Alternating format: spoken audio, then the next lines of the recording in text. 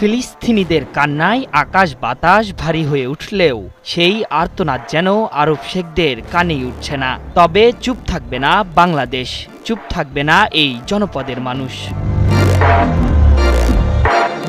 তারই প্রমাণ হয়তো দিলেন বাংলাদেশের জনগণ। এদেশের লাখ লাখ মানুষ সুদূর ফিলিস্তিনিদের জন্য বজ্রকণ্ঠে আওয়াজ তুললেন, আর তাতেই যেন রীতিমতো হতবাক দখলদাররা। সেই সাথে টনক নড়েছে দেশটির প্রথম সারির গণমাধ্যমের। গুরুত্ব দিয়ে প্রচার করা হয়েছে বাংলাদেশের প্রতিবাদ। ইসরায়েলের প্রথম সারির গণমাধ্যম টাইমস অফ ইসরায়েলের একটি প্রতিবেদন নিয়ে শুরু হয়েছে তুমুল আলোচনা। ফিলিস্তিনের উপর যে নির্মমভাবে গণহত্যা, আমরা মুসলমান হিসেবে আমাদের ইমানের দায়িত্ব। টাইমস অফ ইসরায়েল বলছে, ফিলিস্তিনের গাজা উপত্যকায় দখলদার ইসরায়েলের মানবতা বিরোধী হামলার প্রতিবাদ জানিয়ে শনিবার রাজধানীতে মার্চ ফর গাজা কর্মসূচি অনুষ্ঠিত হয়।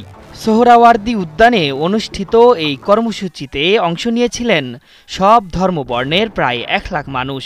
তাদের অংশগ্রহণে ঢাকা বিশ্ববিদ্যালয় এলাকা ও সোহরাওয়ার্দী উদ্যান পরিণত হয় জনসমুদ্রে।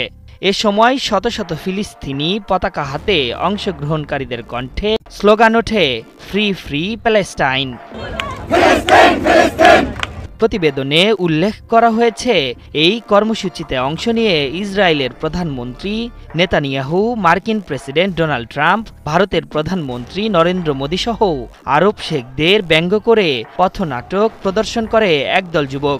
এছাড়া র্যালিতে কাফনের কাপড়ে মোড়ানো শিশুদের অবয়ব নিয়ে হাজির হয়েছিলেন অনেকেই, যা নিয়েও চলছে ব্যাপক আলোচনা। আইনি অস্ত্র এবং যা যা করা দরকার ফিলিস্তিনকে স্বাধীন করার জন্য ওআইসি যেন সেই পদক্ষেপ অতি শীঘ্রই নেয়। গণমাধ্যমটির প্রতিবেদনে বলা হয়, মার্চ ফর গাজা কর্মসূচিতে সংহতি জানিয়ে বাংলাদেশের সাবেক প্রধানমন্ত্রী বেগম খালেদা জিয়ার নেতৃত্বাধীন রাজনৈতিক দল বিএনপি, বিভিন্ন ইসলামিক দল এবং নানা শ্রেণী পেশার মানুষ অংশ নেন। বাংলাদেশে 17 কোটি মানুষের বসবাস। স্বাধীন দেশটি ইসরায়েলের সাথে কোনো কূটনৈতিক সম্পর্ক রাখেনি, এমনকি তারা স্বাধীন ফিলিস্তিনের প্রতি সমর্থন জানিয়ে আসছে বলে জানিয়েছে টাইমস অফ ইসরায়েল। শুধু টাইমস অফ ইসরায়েল নয়, বাংলাদেশের বিশাল বিক্ষোভের খবর গুরুত্বের সাথে প্রকাশ করেছে অ্যাসোসিয়েট প্রেস, আল জাজিরা, আরব নিউজ, ওয়াশিংটন পোস্ট, ইন্ডিপেন্ডেন্টের মতো আন্তর্জাতিক গণমাধ্যমগুলো। এদিকে বাংলাদেশে বিক্ষোভের দিনেই ফিলিস্তিনে জোরে সোরে অভিযান চালানোর হুঁশিয়ারি দিয়েছেন দখলদারদের প্রতিরক্ষা মন্ত্রী ইসরায়েল কাটজ।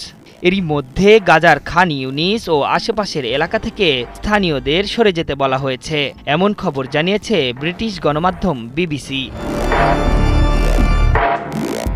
কাটজ বলেছে, গাজার বেশিরভাগ এলাকা জুড়ে সেনাবাহিনীর হামলা জোরে সোরে আরও বাড়াবে। তিনি বলেন, এরই মধ্যে ইসরায়েলের প্রতিরক্ষা বাহিনী আইডিএফ গাজার দক্ষিণ অংশে রাফা এবং খান ইউনিস শহরকে বিচ্ছিন্নকারী একটি নিরাপত্তা অঞ্চল দখল করেছে।